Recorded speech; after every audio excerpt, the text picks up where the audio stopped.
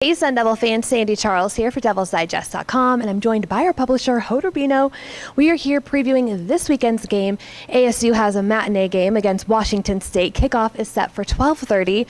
Hod, both of these teams coming off a bye. Now, normally having a week off, you can either help the team or hurt the team. How is this going to impact ASU? Yeah, I think you're right. People seem to be divided right in the middle. Is it going to have an adverse impact because you're not in rhythm, you're not having a normal schedule on the bye week? Does that disrupt maybe some of the good stuff that happened prior to the bye week? Then a lot of other people would say that having that time off, regroup, maybe get away a little from the game and come back refreshed and rejuvenated is exactly what the positive impact of a bye week can be. I just really look at the essence of the bye week. And like you said, both teams are coming off a bye week, so no team really has advantage in terms of having or not having that 1 week hiatus.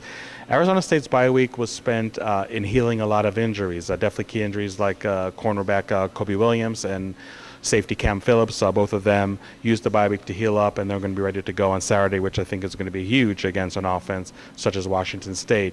I also think that this bye week, from a mental perspective, was really spent by the coaches telling Arizona State, look, we're kind of sick of hearing all this narrative about you guys not being able to handle success. We saw it last year. We even saw it this year already. Arizona State right now is ranked number 18th in the country, the highest ranking of the entire season. What are you going to do with it? I'm sure that it's a message that has been really hammered into the players a lot during the bye week. I also think the burden of proof of this team is to play well at home. They lost to Colorado, and even their two cream puff games, so to speak, against Kent State and Sacramento State here at home have been not impressive at all. It's great that Arizona State is doing so well on the road, beating two ranked opponents away from Tempe for the first time since 1986, but you have a schedule right now with 7 home games, and the home games you played so far have been less than impressive. I think it's time for Arizona State to play well at home, and that's another point that a bye week maybe allows you to focus a little more on it when you don't have a game to prepare for that same week. Now, when it comes to Washington State, I think their bye week has been much more eventful than they would like to.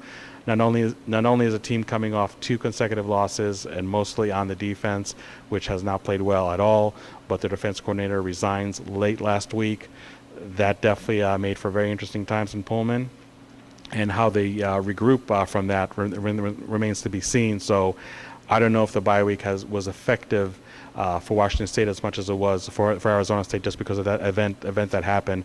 But again, I just think that Arizona State, from their perspective, really have to prove that this bye week is going to work to their advantage. And obviously what they do on Saturday is going to be the ultimate factor that's really going to determine whether that bye week was good or bad for the Sun Devils.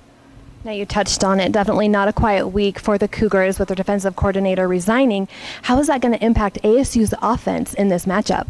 Well, I mean, you look at the Arizona State offense, and they're averaging just under 23 points a game.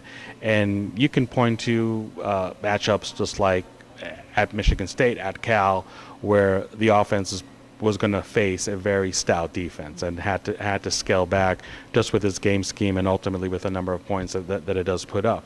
But I also think that against Colorado, even though it was at a loss, Arizona State offense really proved their capabilities. They proved they could be explosive, at least to some extent. I feel that with everything that happened with Washington State, sure, you're going to have a very motivated group on that side of the ball. And maybe it's good for them to have different voices to see and listen to in terms of their defensive scheme and just their game plan on the defense. But at the end of the day, it's still going to be the same personnel. And I know that there's some talk about some reserves now playing first team, but I just think at the end of the day, you really can't reinvent the wheel in such a short amount of time. And that Washington State defense, it is what it is. And I think what I like about the Arizona State offense right now is that their running game, I feel, is probably playing the best it has the entire season so far. And you're facing a unit that is 11th in the Pac-12 against the run. If Arizona State doesn't break out, if nothing else, in their ground attack on Saturday, I don't know when that's going to happen. And we talked so many times, not only this year but last year, when this Arizona State running game is going, everything else is going to fall into place, especially when you talk about a true freshman quarterback like Jaden Daniels, who's going to feel that much more comfortable when he has Eno Benjamin and the rest of the running backs doing well in that aspect of the offense, especially when you have an offensive line with 2 true freshmen starting. Trust me, they much rather run block all day than actually the pass block 40, 45 times. And if it comes to that, I don't think Arizona State can win this game. So the biggest thing I think really is the time of possession, and I think it's something that really can help both the offense and the defense for Arizona State. But for ASU to really have an effective running game and dictate the tone, that's going to be, to me, the biggest key in this game. And I think that Arizona State offense has an excellent opportunity to do so. Again, the running game is in the best place it's been so far, and they're playing an opponent where, quite frankly, that is one of their biggest shortcomings. So I think Arizona State has a great opportunity over here to break out with a stout running game, which, needless to say, is really going to open everything up for a passing game, which I think is due for a 300-plus yard in that area. Taking it to the other side of the ball, ASU's defense definitely is going to have their hands full with the Cougars that are averaging 546 yards, over 44 points. But with that being said, the game before their bye, they put up 13 points against Utah. How is ASU going to do the same thing? How can they do the same thing, slow down such a potent offense? Well, I think Arizona State's defensive coordinator, Danny Gonzalez, said it best. Mike Leach, with all his decades of coaches, he's seen every defensive scheme at the book thrown at him. And when you look at Mike Leach's winning percentage, no matter where he's been, it's still been pretty high. So you're absolutely right. It's a really hard offense to slow down. But Utah proved the blueprint. And really, in a sense, you can talk about UCLA. Sure, they gave up 63 points, I believe, in Pullman. But at some point, they did slow down that offense just as well. So I think Arizona State can definitely draw from those games. I think even a game that Arizona State had against Colorado, sure, it was a very bad performance by the defense the first half, but the adjustments they made in the second half really, really worked. Maybe that's something they can also draw upon when they face the Washington State offense. This offense is kind of unique in how you need to approach it, because on the one hand, you definitely want to bring pressure on the quarterback. With the quick throws that Anthony Gordon has demonstrated time and time again this year, you have to disrupt his rhythm. You have to be in his face. You don't even have to sack him 4 or 5 times. I mean, Utah, before the bye week, only sacked him once. I don't think they even had a gaudy number of tackles for loss, but they disrupted him almost on every snap, and that was the key. But at the same time, you can't commit too many people to pass rush, because if you're going to have even only 5 players in coverage, which on any given Saturday would be just fine, that against Washington State, well, it might be a death wish, because their offense is so good in finding the holes in the defense. The more people you can drop into coverage but still keep an effective pass rush up front, that's the delicate balance that you need to achieve. And sure, it's easier said than done, and I think the results for Washington State speak for themselves, because I'm sure Arizona State's not the first or last team that's going to try that approach. But if Arizona State can manage that delicate balance between not committing too many people to the pass rush, still being effective, and still having at least 6 and probably even 7 players in coverage, if Arizona State can do that effectively, I think that they can definitely have some success in slowing down this Washington State offense. But not to belabor the point, it comes down to time of possession. Let's face it, this Arizona State defense has been carrying the Arizona State offense and the entire team pretty much all season long. Time for the Arizona State offense to return a favor. How can they do that?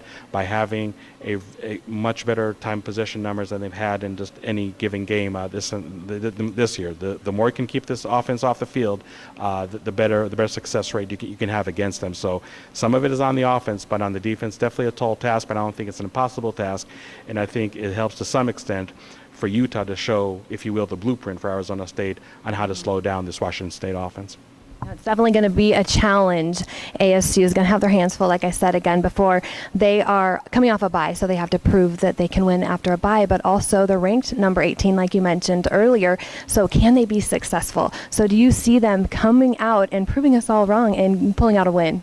Yeah, I think Arizona State is ready to really turn the corner and get over the hump here. Just like fans are sick of hearing Arizona State not dealing well with success. Trust me, those players hate it tenfold. I think that with everything that happened with Washington State in the bye week, it's going to have some kind of adverse impact.